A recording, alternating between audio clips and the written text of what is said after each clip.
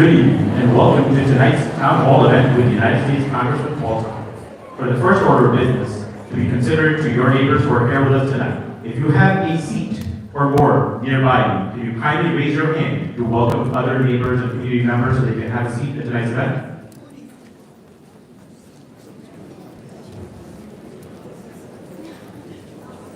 And at this time, if you see seats nearby, anybody who is standing, we welcome you to find a seat.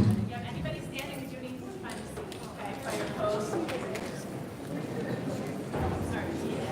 Yeah.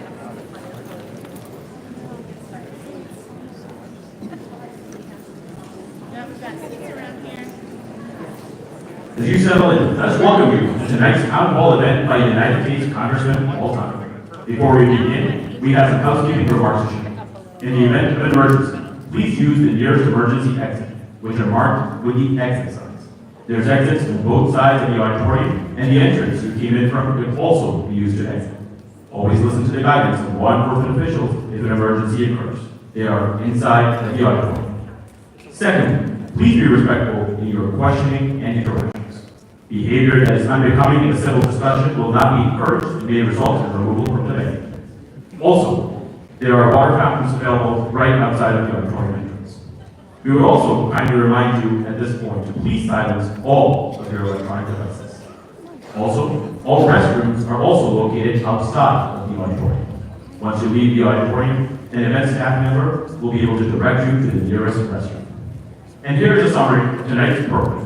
We will start with some introductory remarks from Congressman Tonko. This will be followed by a session with the moderator who will ask the Congressman pre-submitted questions tonight on behalf of attendees and other community members who are unable to attend or may be viewing our live stream on YouTube. Lastly, we will have a live Q&A session with questions from you, tonight's live audience. If you indicated to our checking staff that you are interested in asking a question to Congressman Tonko, you would have been handed a white raffle ticket. We suggest you keep it handy. If your ticket number is called, you will line up where an event staff member is holding a microphone in the aisle closest to you. Staff, can you please raise your hands? If you are unable to walk up to the microphone for any reason, especially due to a mobility issue, please raise your hand and a member of our event staff will be happy to bring a microphone to you. Now, to respect fellow attendees and their chances of asking a question, we kindly ask that you ask just that, a question, and kindly refrain from making long statements. We would also request that if the subject matter has already been asked in the previous question, to choose a different topic for your question. This is to ensure that as wide a variety of topics can be addressed by the Congressman tonight. If you are interested in asking a question and do not have a raffle ticket, we would invite you to go outside to our check-in table now to receive it. To respect your time, we anticipate tonight's event ending approximately at 7:30 p.m. In the event that you are unable to ask a question due to time limitations, we ask that you reach out to the Congressman's office via phone or our website, tonko.house.gov, or talk to a member of our event staff who are wearing tags to identify themselves. Following which, we'll be able to give you a thoughtful reply to your question and inquiry. Thank you for your cooperation, and most importantly, thank you for your presence at tonight's important event. We would also like to take this opportunity to thank the Saratoga City School District, specifically the Saratoga Springs High School, for being a great partner and venue for tonight's event.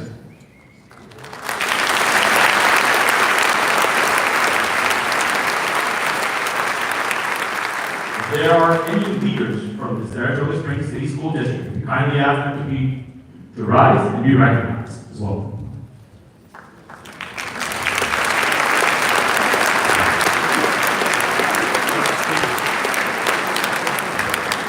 This time, if you are able to, please rise for the flag and the sing the national anthem of the United States of America, which will be performed by Saratoga Springs High School student Grayson Spencer. Please welcome Grayson to the stage.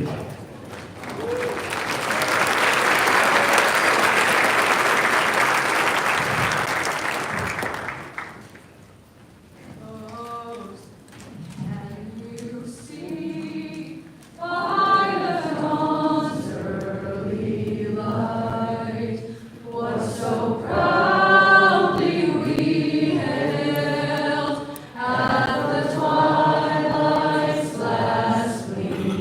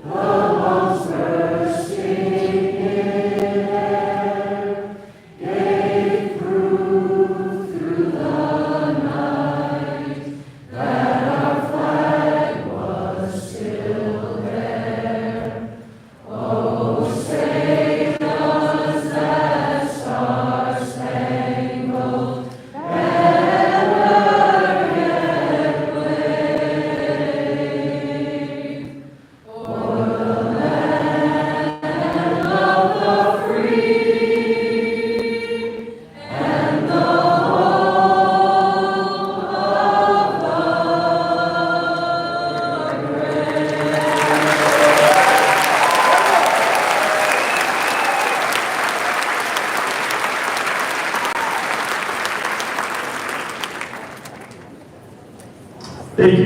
Please be seated.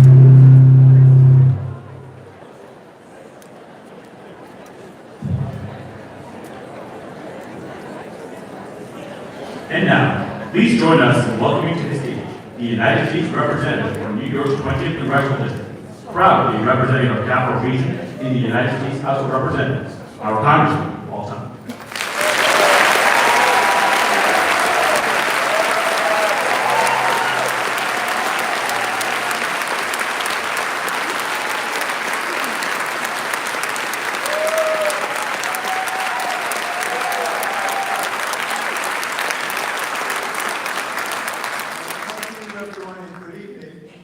Thank you for joining us this evening. Thank you to all who've taken out the time this evening to be with us for a good community discussion. Thank you to Superintendent Dr. Patton. Thank you to Principal Dr. Tao for hosting us here at Saratoga Springs High School. And to all of you who have, again, shared yourself and time with us. And to the security people, we thank the police officers here for joining us. So thank you so much for your interest in as we government as we move forward in this given session of Congress. To kick us off this evening, I'll deliver some opening remarks followed by a brief conversation with our fantastic moderator, Reverend Joe Cleveland, and then we'll have plenty of time for an open question and answer portion. I do indeed look forward to answering as many of your questions as possible. At the outset, let me just acknowledge that I know there's a lot of fear, a lot of concern, a lot of anger in the room tonight. I feel it, and I understand it, and I'm angry too. As an engineer, I got into this business to build things, to solve challenging problems, and to find common ground. I also got into this business to fight for the underdog, to offer a hand up for the sick, the poor, and the marginalized. To ensure that here in Saratoga County and everywhere, that every human being is treated with inherent dignity and decency, regardless of race, creed, sex, immigration status, gender identity, or sexual orientation.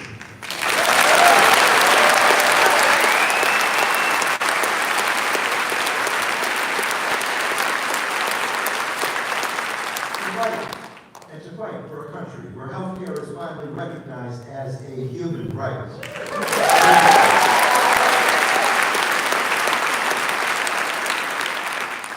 To ensure that working families are all treated with respect and that they get a fair shot at their version of the American dream.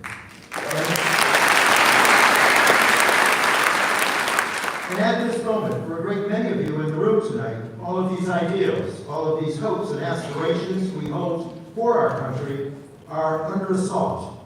If you take nothing else away from this evening's program, please know this: I am in your corner.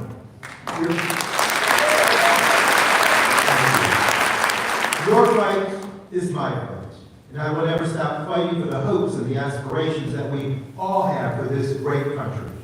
Now, just 3 months ago, Donald Trump was inaugurated as our nation's 47th president. In this short time, Trump and his allies, like Elon Musk, have launched an overwhelming array of attacks. Attacks on our economy, on our fundamental rights, and on the quintessentially and uniquely American idea of a government that is indeed of, by, and for the people. President Trump secured a second term in part by promising to lower costs for families and to rein in inflation. But so far, his administration's policies are having exactly the opposite effect. Earlier this month, the president struck a devastating blow to our economy by announcing drastic price hikes on imported goods from nearly every country, except, bafflingly, Russia and North Korea. Following the complete nosedive of the global market after this announcement, President Trump temporarily paused these tariffs.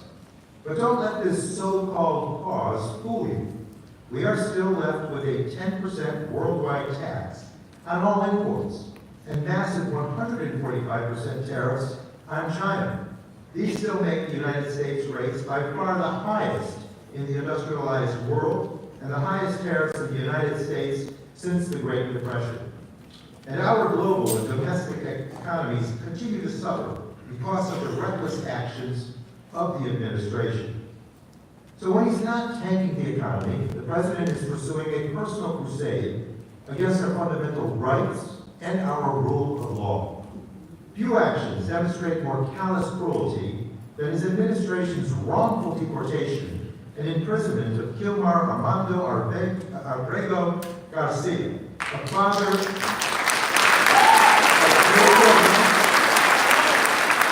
a husband of a U.S. citizen and a man with no, I repeat, no criminal record, who has been held in a Salvadoran prison for more than a month. Despite admitting that Mr. Abrego Garcia's deportation was an error, President Trump and his enforcers have so far ignored a unanimous Supreme Court order to correct their egregious mistake. Let me be clear, this attack on Mr. Garcia and the routine denial of due process rights is not just an immigration issue, it is a direct threat to each and every one of us.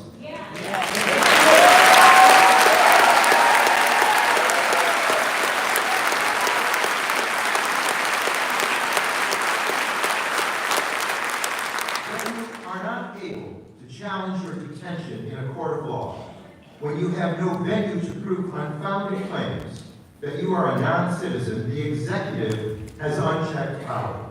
This defiance of the law extends beyond this administration's cruel war on immigrants. He, along with his billionaire friend and donor, Elon Musk, are systematically dismantling our federal government and the programs and services upon which we rely. Closing Social Security offices, slashing funding for libraries and museums, eliminating the Consumer Financial Protection Bureau and the Department of Education, even firing the people who care for our beloved veterans. Why are Elon Musk and Donald Trump doing all of this? Because they want a government that serves the money, not the many. They want us to point fingers at immigrants and demonize our LGBTQ neighbors while they take capacity to private corporations. Just this week, even as Trump and Musk continue their efforts to dismantle our education system under the guise of returning to local control, their yes men and yes women, including one you may know, called for the total elimination of federal funding for this very school district, all because this local school board made the brave decision to stand up for its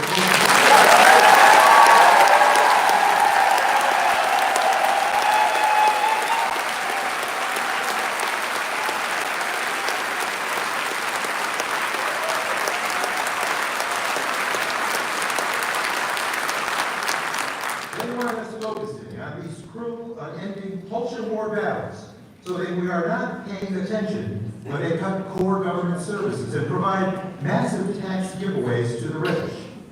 To be clear, this is not just my opinion. They have already written legislation to put this plan into action. When I return to Congress next week, Republicans are going to be putting pen to paper to fill out the details of their budget plan, which we already know would require more than $880 billion in Medicaid cuts, just to bankroll trillions more in giveaways and tax breaks for massive corporations and billionaires, multi-billionaires like Elon Musk. By the way, I voted against the version of a budget that came before us in committee and on the floor.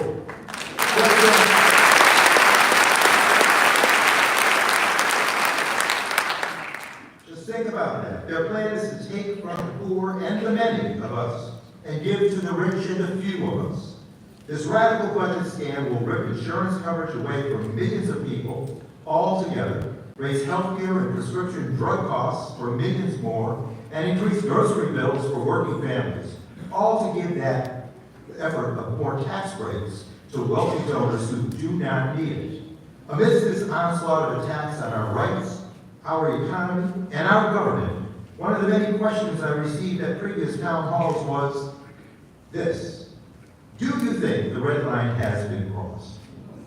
My answer is yes, I believe it has.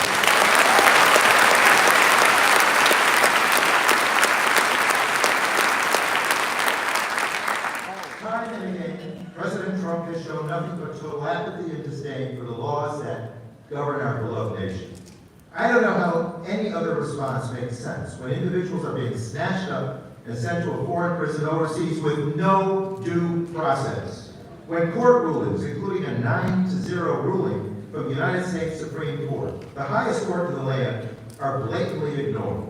When sensitive Social Security information is taken by an unelected billionaire and his 20-something Dodge staffers with little oversight. When millions of Medicaid beneficiaries are living in fear that the care they need to live and lead healthy lives may be ripped away. The actions of this administration have, in my opinion, crossed the line. So the next question becomes, what do we do about it? First and foremost, I have a duty to speak truth to power and to not be silent as President Trump and Elon Musk take actions that are so harmful to the American people. To effectively fight back against some of these actions, we have to continuously educate the public as to what is going on. And I'm committed to bearing faithful witness to the actions in Washington, D.C., and reporting back to you, the constituents I serve. In the past month, I have held numerous events both here and in D.C. to highlight the reckless agenda that is being pursued. I have held roundtables here in our district with fired federal employees to talk about how these senseless staffing cuts will make your government, our government, less responsive and less accountable to the American people. Earlier this month, I joined more than 6,000 people, of friends and neighbors alike, at a hands-off rally in Albany to make crystal clear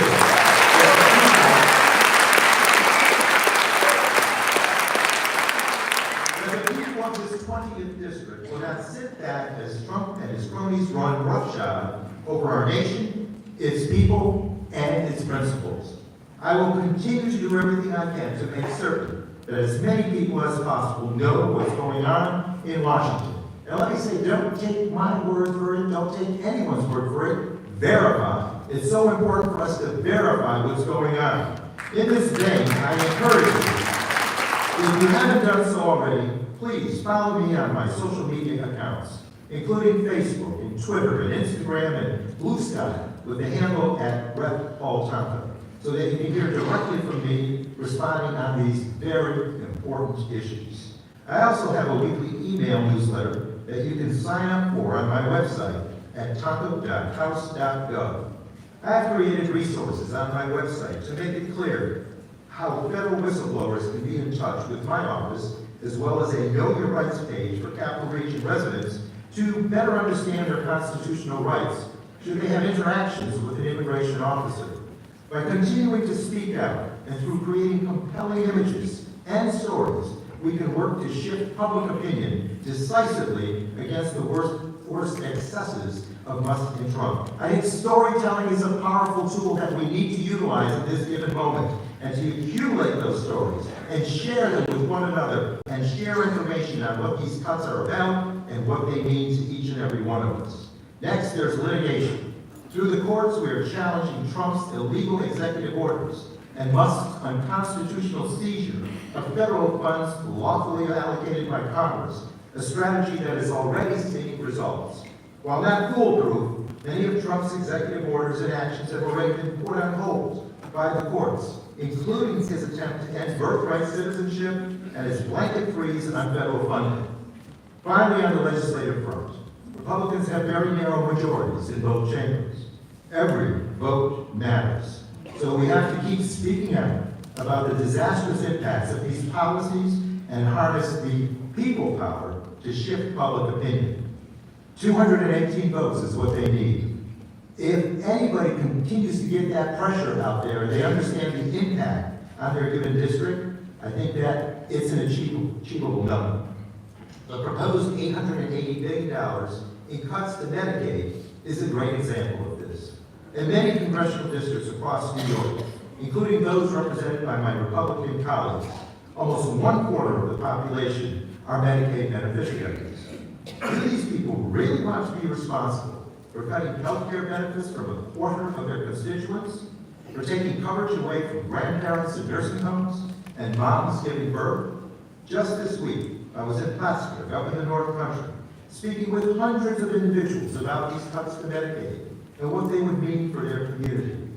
This is a political pressure point, and I will go anywhere and talk to anyone to make clear the painful choices that Medicaid and other benefit cuts would entail.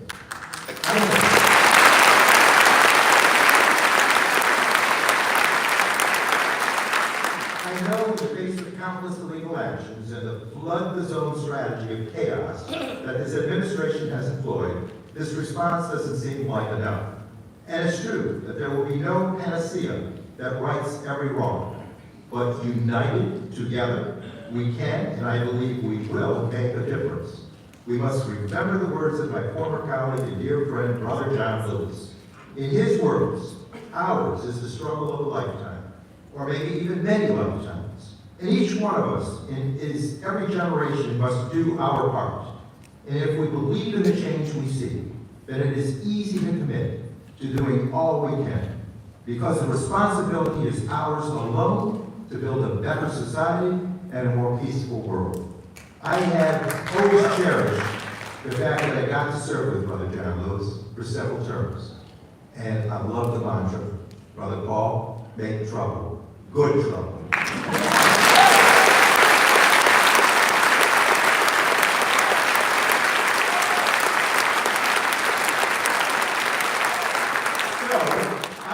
Democracy is not self-sustaining. It demands vigilance, it demands engagement, it demands collective commitment to preserving freedom and justice for future generations. Amidst the noise and distraction, the one thing I never forget is that as your member of Congress, I have taken a solemn oath of office to support and defend the Constitution of the United States against all enemies, foreign and domestic.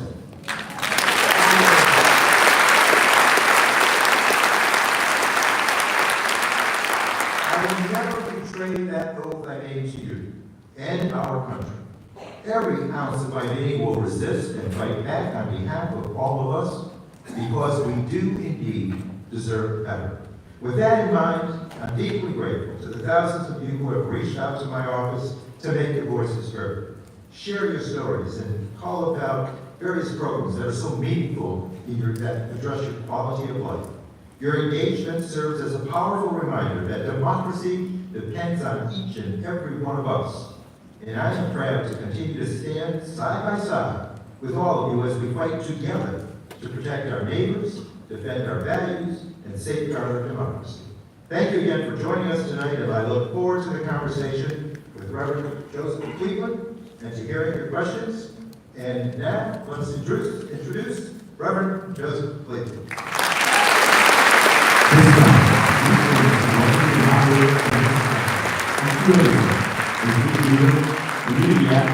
Fellow resident of Capital Region, and for over a decade, minister of the Unitarian Universalist Congregation of Saratoga Springs. Please give a warm welcome to Reverend Joe Cleveland.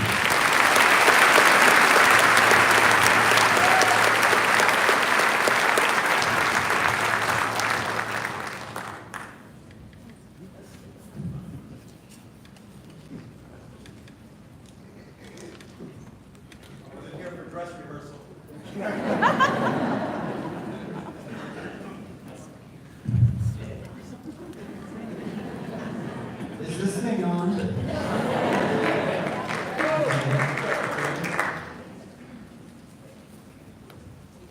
So, what happens next? And are there still people standing waiting for seats? Is that still true?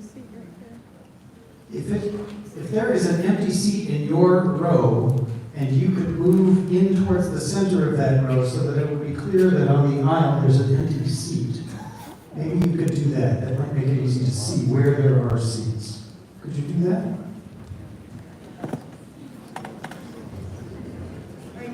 Yeah. And raise a hand if you've got a row with a seat in it. Okay.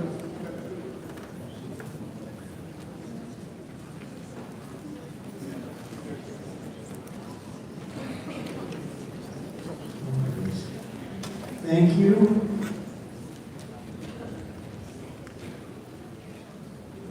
So there's one right here in the front.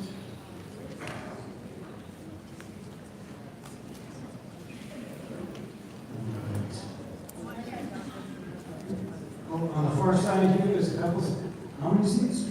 Just one over there, and another one up here? One added over here someplace? Okay. Yeah, I think those were set aside for probably more than people if they were coming tonight. Think we're good? Okay. So the thing that's going to happen next is I am going to ask just a couple pre-submitted questions because we're running just a little bit past what we had thought we were going to do. And I want to give more time to live questions from you. So here you go. Are you ready? I think you can handle this first one. President Trump has imposed huge tariffs on countries around the world, creating widespread economic turmoil. President Trump said he, quote unquote, end inflation on, quote unquote, day one of his presidency. How's that going? I think the tragedy is that those issues that were deemed most important to the voters are not being addressed while we're doing some really draconian cuts to programs and services that are very important to prevention, to wellness, and to recovery for far many people. And I think we need to bear that in mind. It was about the cost of food, of housing, of autos, you name it, kitchen table issues that people are concerned about. It certainly was about the economy. It was about employment. And I think we need to go back to that focus and the negative that came that has that potential of putting a sales tax, and it will, on goods from food that we purchase to vehicles and appliances and the like, is a 10% tax with that minimum tariff. But for some, the negotiation will be even more. And I think that that whole tariff effort shook the global economy. And whether it's paused or not, and as I indicated in my comments, the basic 10% still remains, but the damage has been permanent. The trust factor by our many allies out there that were impacted with this imposition of tariffs is a damaging thing. But even for nations that may not be in the ally category, the trust factor, the imagery of it all is very difficult for us to maintain a sound partnership and reputation in the global trade. So it's a bit of a setback, and there are efforts we're making in the House to make certain that these tariffs can continue, but there is a majority that is still supporting it. So, one more, and you've talked a little bit about this already. President Trump has claimed that those being sent to El Salvador are dangerous criminals, and that he doesn't have the authority to compel El Salvador to return Alberto Garcia or anyone else that has been sent there. What's your response? I would recall that the courts indicated, the judge indicated that you are to turn around and bring the people back, this individual back. The fundamental cornerstone of our democracy is due process. Now, if we determine that the person is criminal or had criminal behavior, so be it. The due process will determine that. But you do not ship people off to a foreign I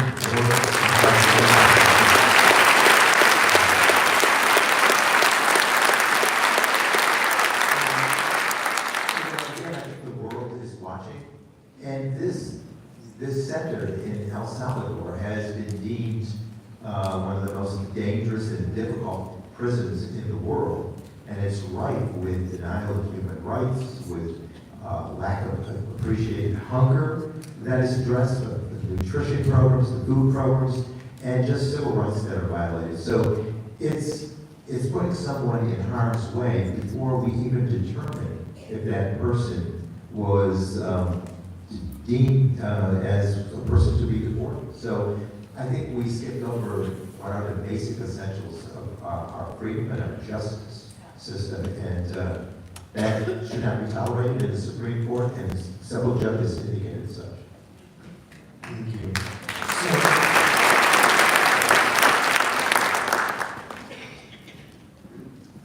We're going to go to live Q&A now. So that means get your raffle tickets ready, if you have some. I'm going to draw raffle tickets out of this basket here at random. I'm going to start with just 6 tickets at once, and then we'll kind of go from there. As we run short of time, I may draw fewer people, or fewer numbers as we go. We want this to end at 7:30-ish. So somebody give me a holler when I'm getting like 10 hands there, all right? I can't see anything. All right. If your ticket number is called, please go to an event staff member with a mic in the aisle that's closest to you. They will raise their hands. There's one right up front. There we go. One towards the middle of the. Yeah, thank you. If you are unable to walk up to a mic stand for any reason, especially due to your mobility situation, please raise your hand and event staff will bring a mic to you.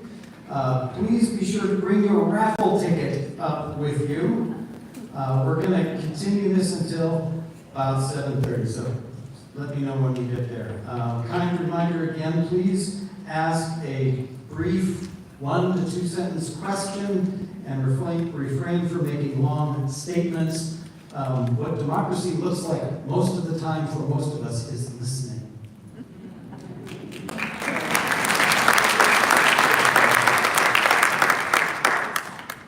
All right, here we go. I feel like I'm doing the 50-50 right. All right, here we go. 870-248. 870-248. Somebody's a lucky winner there. Head to a microphone that's close to you. 870-143. 870-143.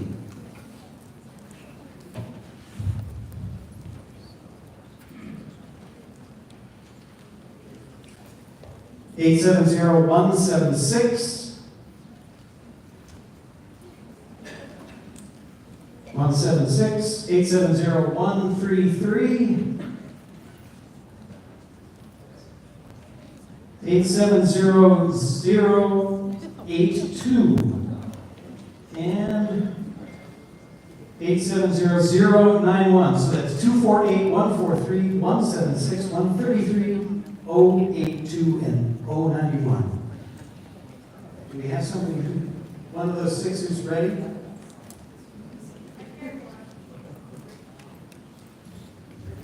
Okay. And then we'll go over to the side. Do you need the mic brought to you? Yeah, okay, thank you.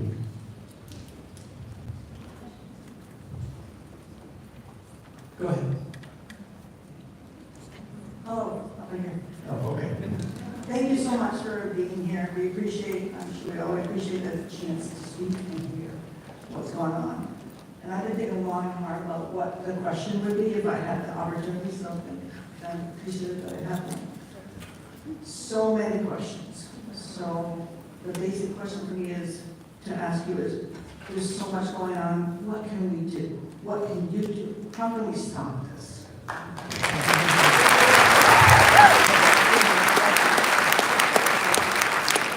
Thank you for attending and thank you for the question. I think there's a combination of communications, of litigation, and legislation. And I'll start with the last. Legislation, we put together legislation that I've joined on to. We're pushing hard to get bipartisan sponsorship that would make certain that we do not cut the staffing levels at Social Security, that there be services that continue to be allowed, that we, in a separate bill, make certain that as we go forward, there cannot be an invasion, a collection of data drawn down from the database of Social Security. I think that is a very strong concern that people have had, and we need to honor that and address it in some form or fashion.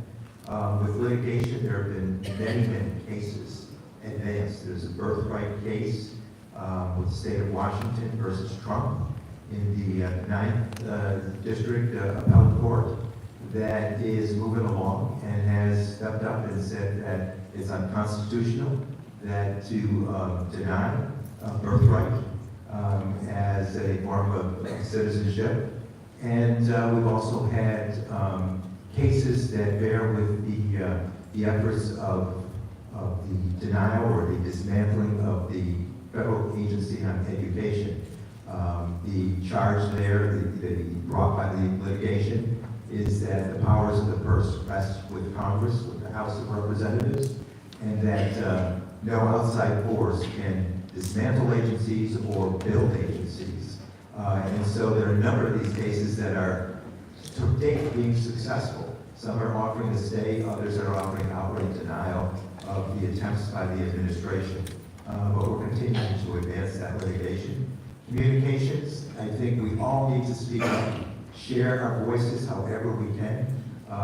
Attend efforts like this, roundtables, letters to the editor, written and oral communication, incredibly important. I think that some of the latest decisions made by the United States Supreme Court, 7-2, 9-0, I think are direct response to public sentiment out there that is growing in its awareness and growing in its forcefulness.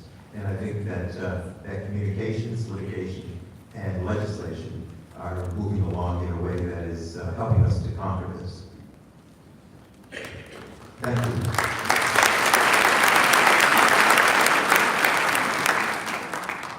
Hi, Congressman Bergen. Hello. My question is, considering that Donald Trump said to a group of religious people they would never have to vote again, do you think there will be a midterm in 26? I think that, there are a number of roadblocks that would not allow for that third term. I think that what you have are states' rights that can get involved in that journey. There are those who believe, well, I'm going to do my thing, I go forward, see it in court. And by then you're in the chair again, in the executive office. I think that I have faith that our Constitution, reached to by states, our rule of law will enable us to move forward and honor that and deny it. Thank you.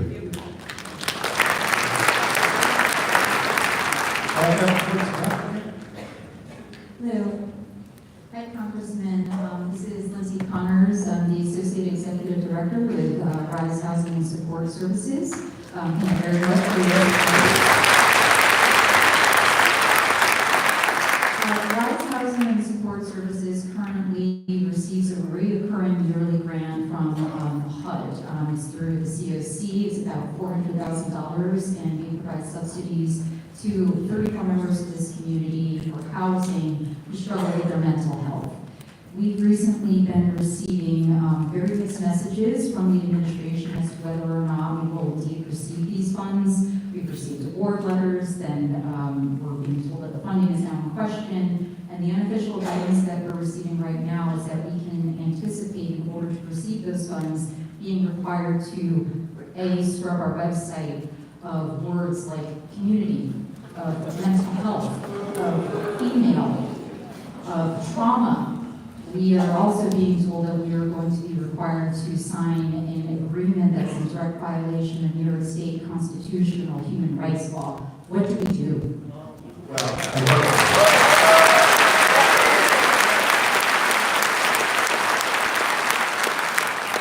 was first informed that any of the contracts that were signed, sealed, and delivered before Inauguration Day were going to be honored, but there have been some outcomes that didn't honor that pledge. I am working with my colleagues in the House. Wherever we find an injustice here, where they want to claw back what was earlier awarded, we're going to fight again. That will probably find itself in the form of litigation. Unfortunately, all these efforts take time, and that delay effort is costly and impactful to the people that you serve. And so we're trying to do this in as expedited a manner as possible, but we have the court system on our side. I think it's speaking truth to justice, and we'll continue to pursue in that manner. But also keep in touch with our office so that we can, give you an assessment of where things are at through the agency. It's been difficult to get information from these groups, but I think he who keeps agitating will finally get responded to. Thank you. Over on the side here? Yeah. Huh? Yeah. Yeah, well, I've had a couple of concerns for Social Security, the Insurrection Act, and where's Gillibrand? That's a big one. Where is Christian Gillibrand in all of this? If you see her around, would you tell her we'd like to see her in some town halls like you're doing?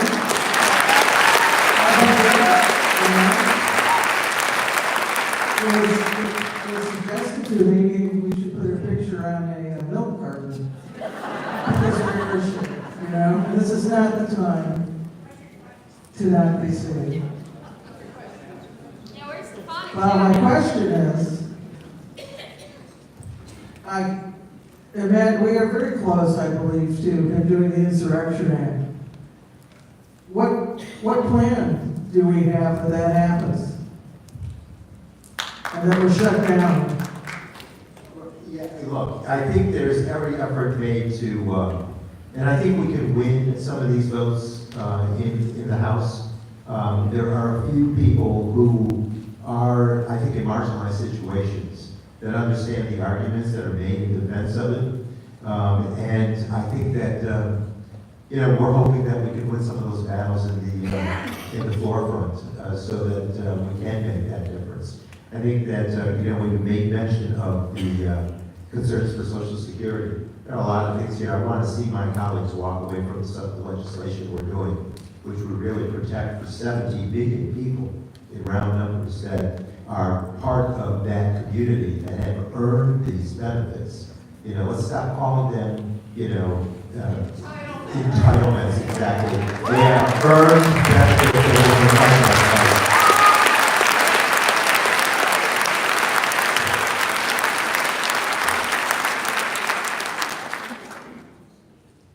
Where's our next question coming from? There's two more that I drew there. While we're pausing, I'll tell the staff that if they need to get in touch with me, I don't know what the heck my phone is doing, so they can come up and whisper in my ear. So. All right, let's draw more tickets. Here we go. 870-194-194. 870-157. Excellent. You should hoot and holler for every single one of these, right? 870-068. All right. 870-090. Oh, that's much better. 870-103. And one more, 870-184. So that's 90, 68, 157, 194, 103, and 184. All right, I see one ready up front. The other folks get ready. All right, let's go right here since I see you. Yes. Hold the microphone closer, just talk right into it. There you go. I had sent a message pre-town hall, and it wasn't answered. The only message I had was maybe an idea. You said we need people to understand what's happening, like in my Plattsburgh. There's a guy named Simon Rosenberg. He does, I don't know what he did before, but he does podcasts. And he's suggesting a letter to America.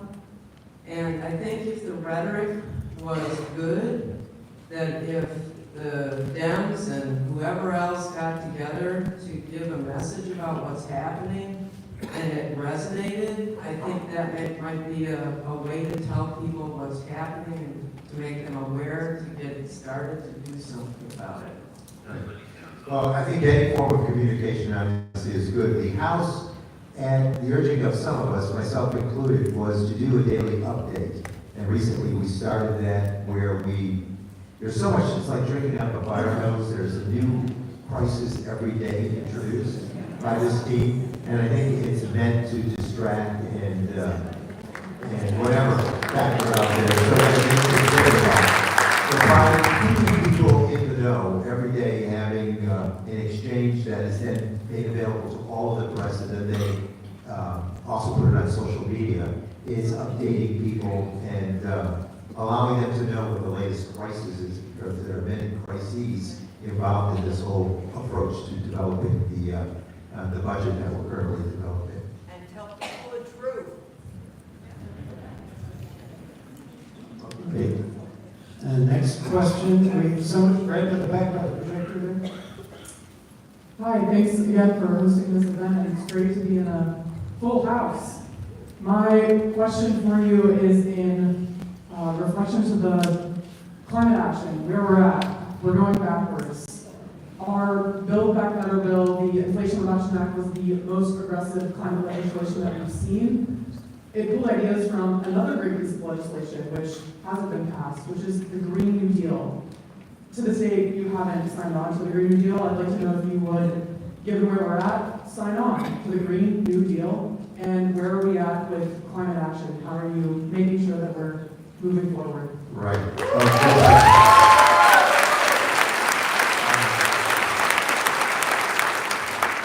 So my role as the subcommittee leading voice for the Democrats in the House is with the Subcommittee on Environment and Climate Change that responds to energy and commerce, on which I'm seated. And what I have done is kept off all the bills so that they come in and I can offer an unbiased survey of these things and then build the cumulative effort that we have that puts together the House version for the Democrats on addressing climate. And I've used that in a functional capacity.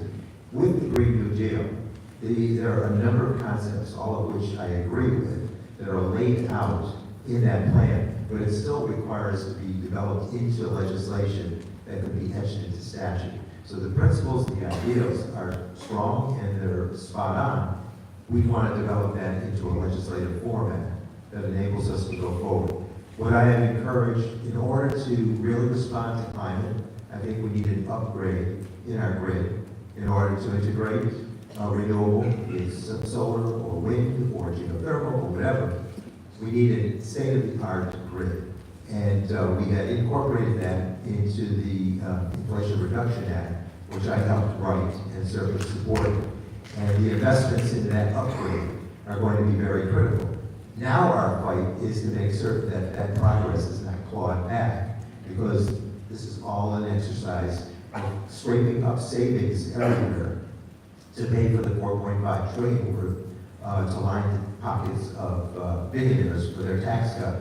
So that's one element. Another is to provide incentives for innovation, for efficiency's sake, because whatever the mix of generation supply is, we need to be resourceful from the beginning portion of generating that capacity of energy to transmitting it to wherever and to consuming it.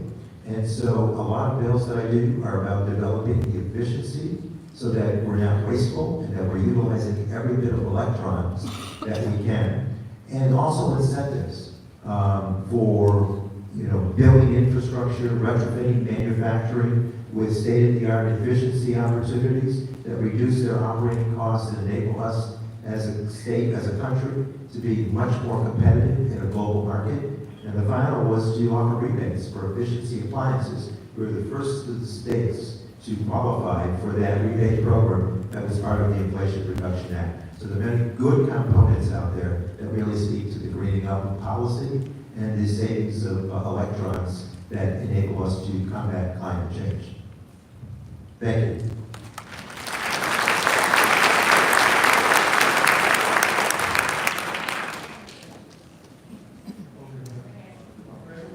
Hi, I'm Adam here, I'm sorry. Thank you for being here. And my question is concerning Social Security. I'm glad you got legislation that's designed to squash what he's trying to do. But it does seem like we're going to have some impact. And I was wondering, is there a way you could work with Kathy Hochul, or New York State at least, to maybe put a moratorium on mortgage foreclosures, rent evictions,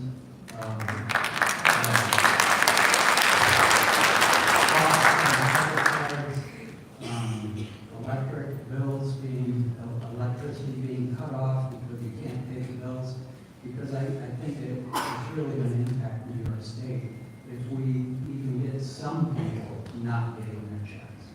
Right. Well, you know, I thought the insensitivity shown by one of the cabinet officials when he said, you know, the people that are going to miss a late check for Social Security are the fraudulent. Well, I take exception to that. You know, he was speaking as a billionaire, and so he cited his mother-in-law, and that your mother-in-law has a billionaire son-in-law. So I don't think that's quite the situation with the people that I represent, who may require that. There is a great percentage of the 70 million people who earn that Social Security that expresses all of the funds they live on. And we need to keep that front and center in our discussions. It makes no sense to cut staff, close district or regional offices, and take away technology, as they have in some situations, when you have 26% fewer staff and you have 28% growth in the program. So whatever we can do to help balance that, but my cause right now is to go directly to saving and strengthening Social Security, and there's going to be enough fights with everything else to provide for fairness, but I want to put that in its own lane and correct that and not destroy it, because it's almost 90 years that we've had Social Security, and it was very cleverly structured so that there was buy-in, pay-in, and there's ownership, and the people are letting us know they want that ownership maintained.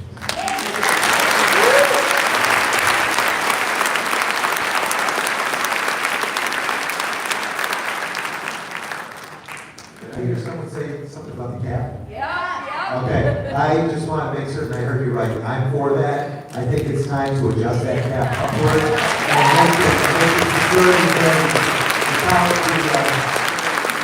the stabilization to fund all the greater. All right, do we have another question? Ready? Okay, I'm going to draw more tickets. So if I'm reading that clock right, it's 7 o'clock, is that right? Okay, good. I can see.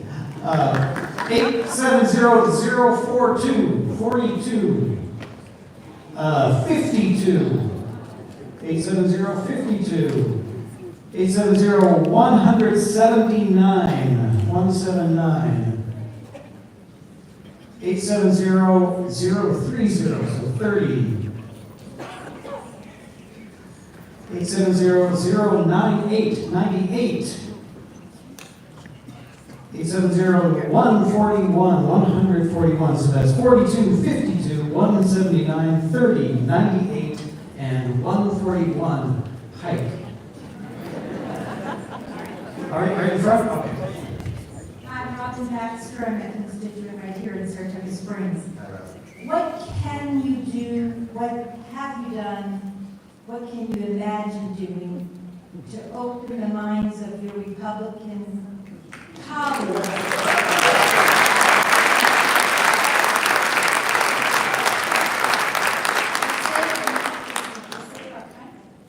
Yeah, we're beginning to see some breaks with some of these situations. I think you're seeing tariff issues where they're hearing a lot of concern about 401ks. There's a public sentiment that's growing and growing strong. There are a number of people in both houses, and certainly both parties are feeling the pressure, but the Republicans are those that we have to bring over. And I think as these stories and the anecdotal evidence is exchanged, that public sentiment takes on greater meaning. And I think really that's what's going to drive it. But we have to make certain that they push back on the counterforce, because once they start making an announcement that they're thinking of joining on to some of these bills or to stop what's going on, then there's going to be pressure from the White House and from that cabinet to not succumb to it. So we have to keep the pressure mounting, And there's a lot of opportunity. This room is filled with people who care. They care about the people sitting next to them. They care about their community. They know that these programs are valuable. And, you know, we're a legitimate society, and so rule of law should apply. And, you know, our founding framers decided that we were going to have three distinct branches of government, each to serve as checks and balances, you know? So with the executive wanting to concentrate all the power, all the authority in one being itself is un-American, it's unacceptable. So we have to remind them it's checks and balances, you know, the judicial branch. You don't say you're going to impeach the judge when you don't like the decision of the court.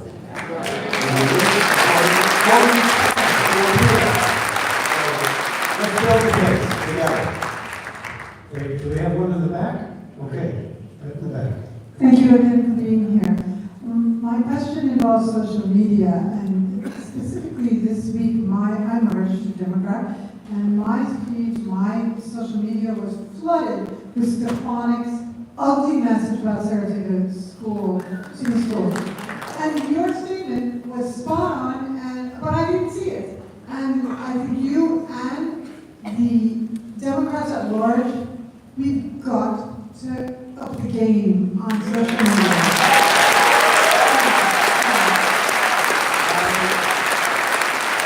I couldn't agree more. And you know, I think the messaging of the party has got to be stronger.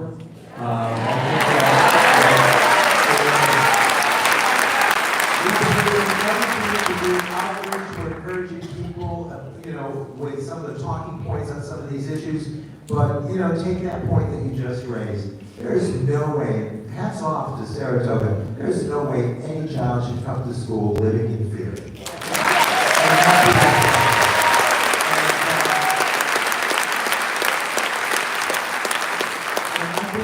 There is a message there that America understands. Now let's just let them know, let's blast away. Because they just want to be narrow in their thinking. And you know, this government runs best, this country runs best when we're a community of kindness, when we share love with one another, not hate. But that's not how social media works. All right, and we got a speaker ready up in the front. Good evening. My question is similar to my colleague Robin's question. But first, as a proud Democrat here in New York, I do want to remind everybody that all politics is local, and it is our duty to get out and vote in every election, including our local elections and the fall. We have a school board vote. So I hope that everybody will participate in that. What I was hoping, Congressman, was that, you know, we are so close to being able to have a majority in the House, which would make a giant, huge difference. It's kind of similar to Robin, but is it possible that we get just 5 people that could declare independence and maybe caucus with the Democrats?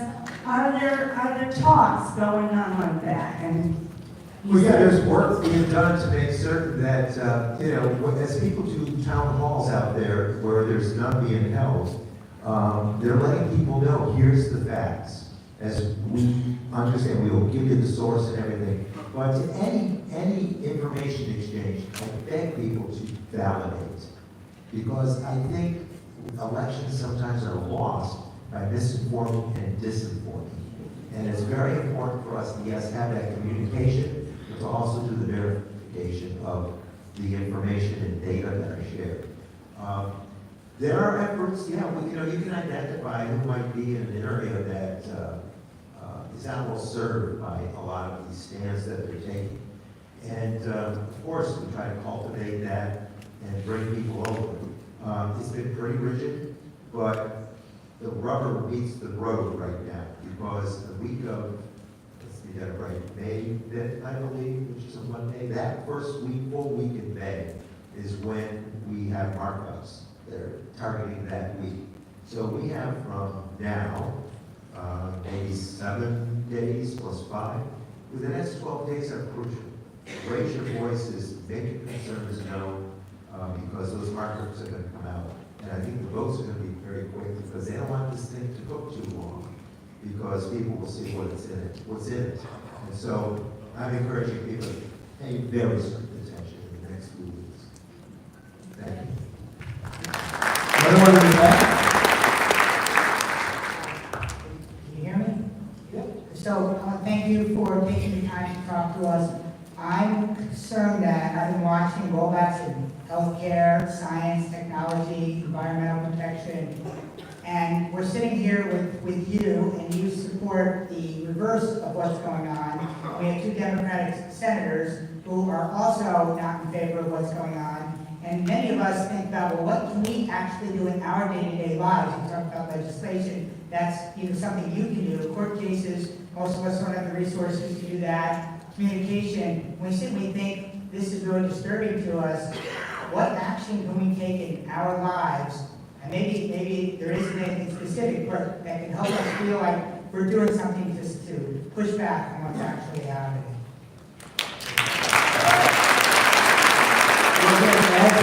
As the details start to come forward, and that's why we're going to be very aggressive about getting information out.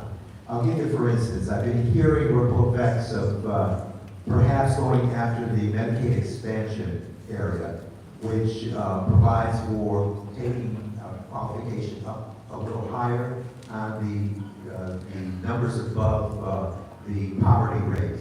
When we did that with the Affordable Care Act, it enabled more people to enter in. That means about 66,000 people in this congressional district that qualify for that insurance coverage. In the neighboring district in the 21st, it was 77,000 in round numbers. Those people need to know. Neighbors need to know. Nobody wants to see someone to go underinsured or uninsured. So as we hear that, these are our neighbors that will be impacted. That gives us an issue to go after because it's all going to be scripted into these bills. There's also, the outright population percentages. In our district, 192,000 people that qualify for Medicaid on a base of 800,000. In the neighboring district in the North Country, 295,000.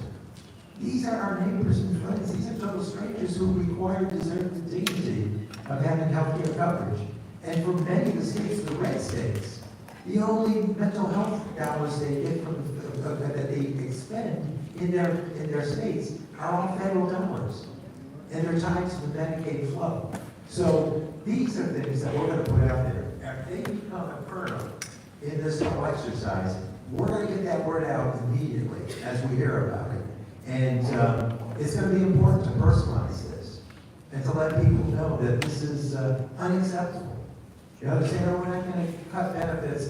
They're going to shape. You can't take, the budget bill that I voted against assigns so many cuts, a block of cuts to committees. Not all of the committees are involved with. A great number are. The biggest cut that's assigned to any committee is the Energy and Commerce Committee that I serve on. If you took everything outside of Medicaid that's assigned to that committee table, you would get about $135 billion in cuts. If you wiped out totally the environment, energy, consumer affairs stuff, lead pipe removal, all of that stuff, if you wiped all of that out, you would come up with $135 billion. That would be 1/6 of the cut we're supposed to make. So there's no way they're going to escape. They have pledged this, and now, the moment comes. And just where and how are you going to do the $880 billion? They say it's about waste and fraud and inefficiency. The efficacy isn't there.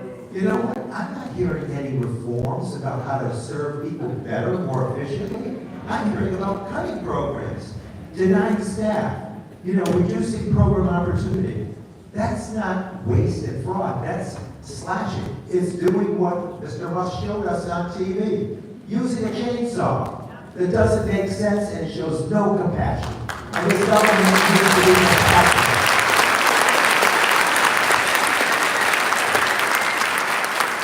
I just think there's another stance, like with Republican districts, again, that I'll share in this district, so because we're trying to swing over.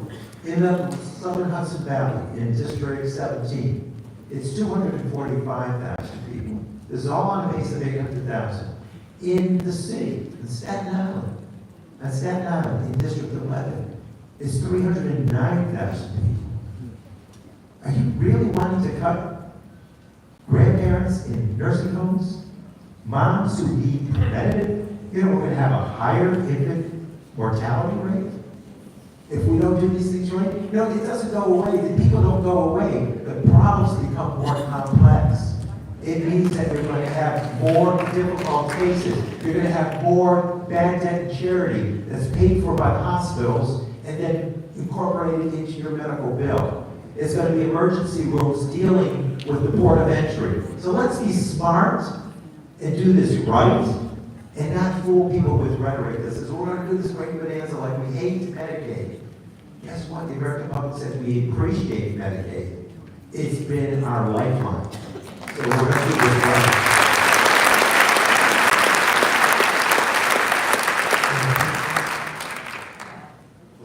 I too wanted to echo the message that we feel like our message isn't getting out there. Mainstream media has dropped the ball. We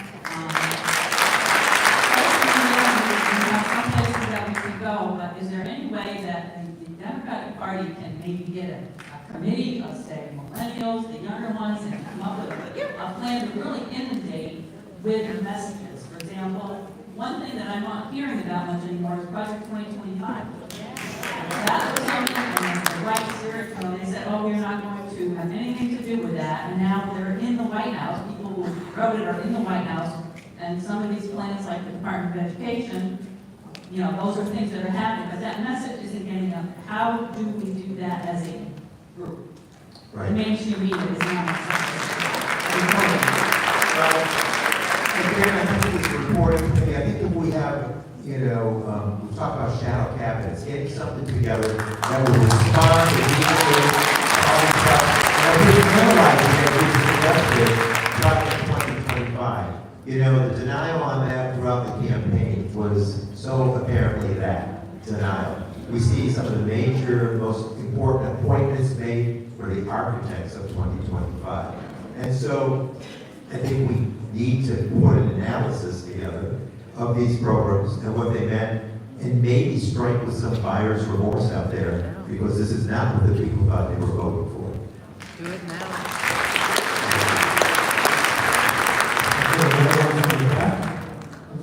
There we go. My simple question is, when are you going to Louisiana? The reason for that is that Mahmoud Khalil and Ramisa Osbert were two students who were here legally on student visas, and they had their visas revoked for the simple reason of exercising their freedom of speech to attend Free Palestine rallies. My child, as a graduate of Tufts University, they also attended those rallies. Rumisa and Khalil's free speech is our free speech. When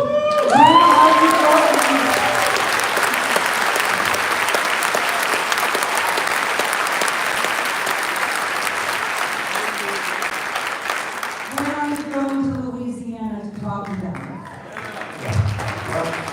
Let me tell you, we are working even from long distance to make a difference. And the latest round of visas removed that impacted students from RPI and from Siena and from SUNY Albany are what we're focused on. We're working on that along with the individuals you indicated. You know, we defend the freedom of speech. We understand that it's an American ideal. We're going to continue to work as a team. I know that my colleagues work in Louisiana, the representative from Louisiana was making a statement this weekend. We're going to join in that chorus of voices to make certain that you know, their right to freedom of speech is something we want to protect and honor and advance. Thank you.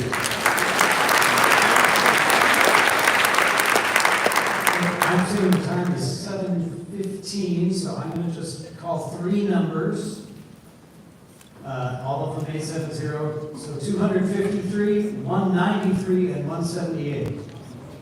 253, 193, and 178. Make your way to one of the microphone bearers. Hey, Paulie, when are you going to go to Gaza and demand Hamas release our 5 hostages? American hostages. So, have we got any of those three that I called on? I think we got those numbers. Call a couple more.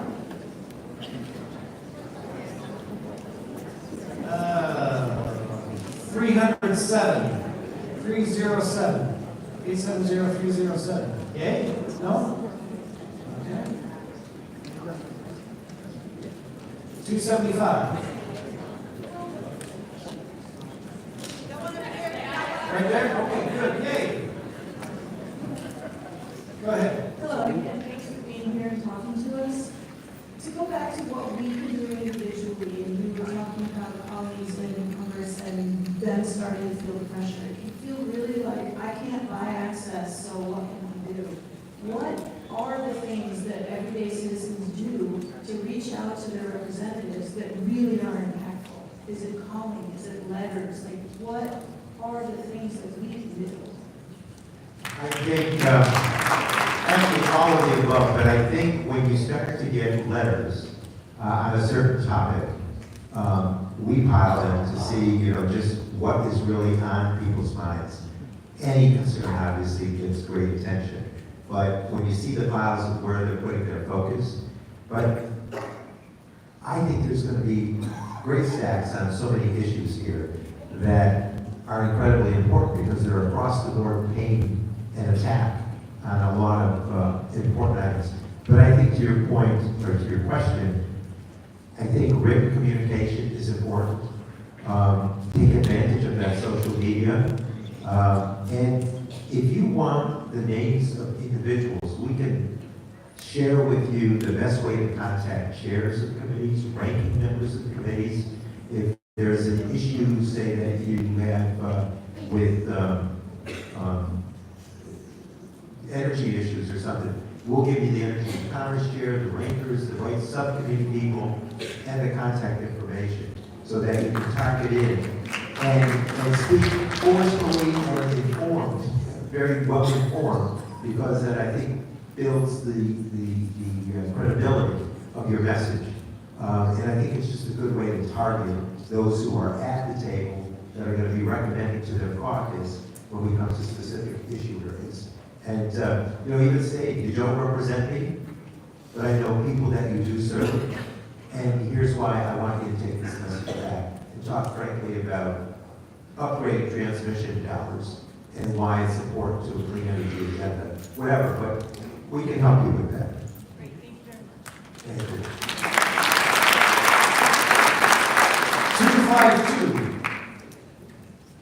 you. 252. Senator, how do we stop ICE from legally abducting another member of our community in Saratoga Springs?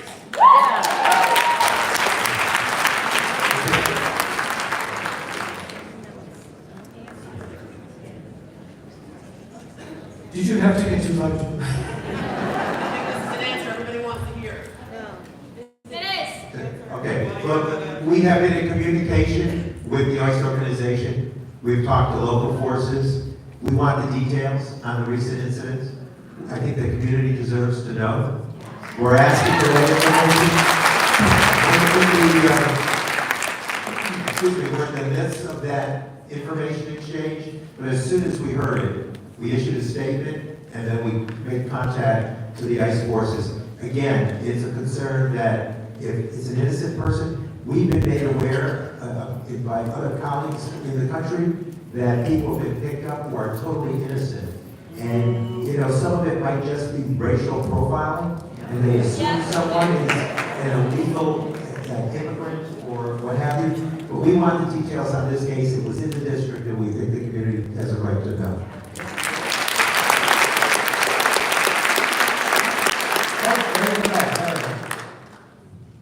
Hi, I'm Matt Berger, local resident here in Saratoga Springs, and I'm speaking in my own capacity, but I'm also a proud member of the Saratoga Springs Democratic Committee. Let's go Saratoga Dads!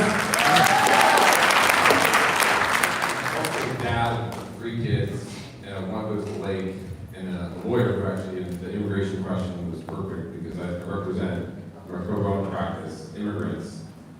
And I'm curious whether or not, after 2 decades, and first I want to say, everybody in this room should applaud Congressman Tonko for almost 50 years of public service.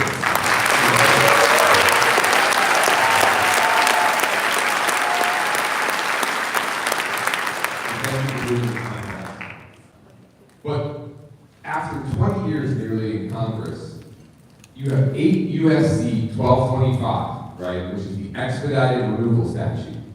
This is a statute that everybody knows has existed since the 90s.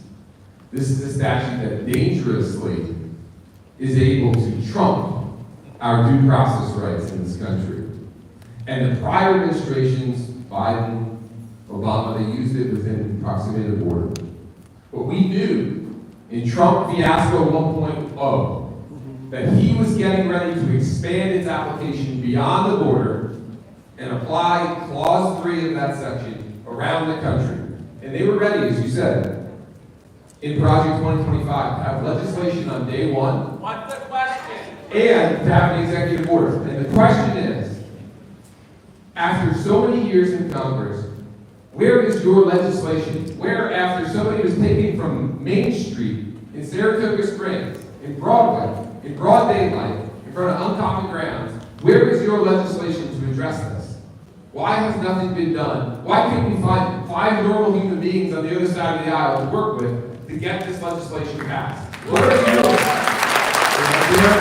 I know that folks like Willie Raskin and members on the Judiciary Committee have advanced legislation, but, you know, as these situations become more and more apparent, I think, you know, it's an effort. We're working on legislation while we're in the minority so that as we hopefully take over the majority, at some point, we're raring to go, that we're not wasting the valuable time now to develop legislation. We did that with the healthcare legislation when we were in the minority in the first Trump administration, and we were raring to go and got a lot of work done in the 117th session of Congress. And I think the same is happening here with some of the judicial challenges.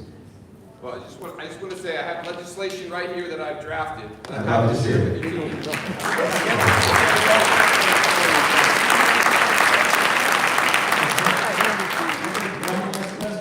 One last question, if we can find, so, 144. No? Oh, you got it, oh, good, yay. I'm trusting that the staff person is watching this.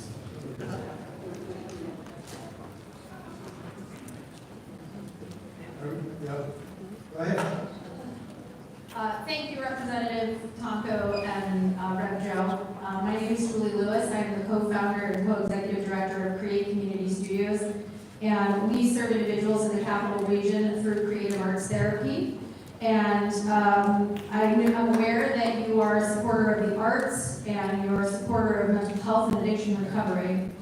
And our founding principles of our organization is to build community and to provide safe spaces for marginalized individuals, especially individuals in our school districts who are at risk of their safety being infringed upon because of some of the things that are happening locally. The other thing is we cannot continue to deliver these services, protecting LGBTQ children, protecting Black and brown children. We can't continue to deliver these services without our funding. What are you going to do to continue to ensure that vital mental health and arts funding will continue into the future? Obviously, there's a number of funds that address a lot of this work. SAMHSA, which is a critical component of providing dollars and resources and policy initiatives for the services you're speaking of, are also housed the plan is with Project 2025 to house them in a new agency that will be under HHS with Secretary Kennedy. And we're concerned about that realignment We want to make certain that we save SAMHSA and other mental health programs for outreach and community services. It's another battle we're waging, and again, it's that plethora of issues that are going on concurrently that we need to get audiences for so that we go forward. But I know exactly the program activity, and it's at risk, and we want to make certain that the forensic attempts here for chaos and destruction of these programs is just not allowed. So we're working really hard on that effort. And working with ways and means to be alerted to.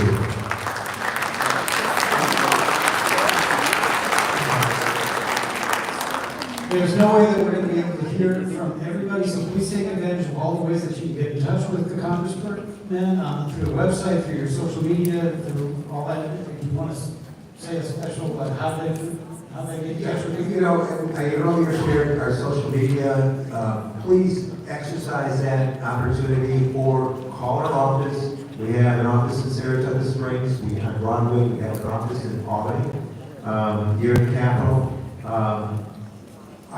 We pride ourselves on our constituent services, and our legislative team can interact from Washington with some of your requests that are legislatively based.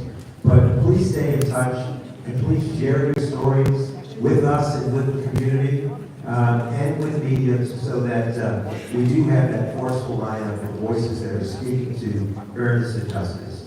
And can I just applaud this audience for being so concerned and compassionate? Thank you for who you are. It's an honor to represent you, because you're people that care and are concerned and are responsive and responsible. For that, I really tip my hat to you, and we're going to win this. We're going to win this battle. So let's do it together. Thank you so much. Thank you very much for attending tonight's town hall event for the United States Congressman Paul Tonko. Please ensure that you exit the auditorium in an orderly fashion from the same door that you entered.